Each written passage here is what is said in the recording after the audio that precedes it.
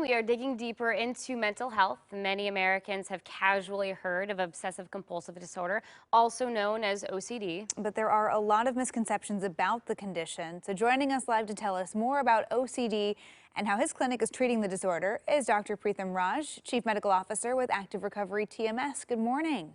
Good morning, Emily. Nice to see you again. Good to see you as well. Thanks for joining us. I think, people are probably most familiar with having a friend or relative say something kind of offhandedly like, oh, I'm so OCD, I really want to, keep everything clean in here. That's not obsessive compulsive disorder. So what is OCD and how common is it?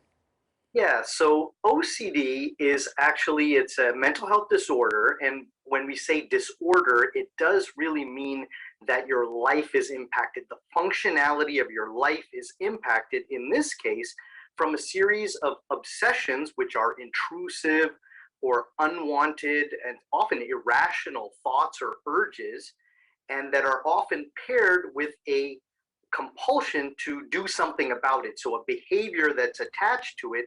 The classic example is someone who's obsessed with cleanliness or the fear of contamination, and they compulsively wash their hands. And they do it often to the detriment of their lives in the sense that they can wash their hands raw, or they spend inordinate amounts of time to the neglect of other things in their lives. And that's really what constitutes a disorder, and not just kind of your tendencies towards something. And it's pretty common. You'll be surprised to learn that it affects about 2 to 3% of the population. I can flip that around, and it's about 1 in 40 people have obsessive compulsive disorder. Wow. Yeah, and I'm curious, are there a lot of people out there who have it and don't know? And then on top of that, what is TMS and how can it be used to treat OCD? Yeah, great questions, Lee. So, if you have true obsessive compulsive disorder, you probably know it because it is impacting your life in so many ways, as I mentioned. And so, most people with obsessive compulsive, the actual disorder, and there are differences. There are things such as obsessive compulsive personality disorder, which, it's perfectionistic trends that the person who suffers from it actually feels that it's not that unwanted.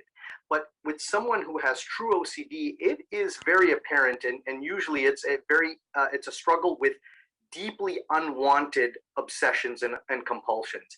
And so we have transcranial magnetic stimulation as an option to treat this now. Okay, so tell us about transcranial magnetic stimulation, kind of how it all works as a treatment for this.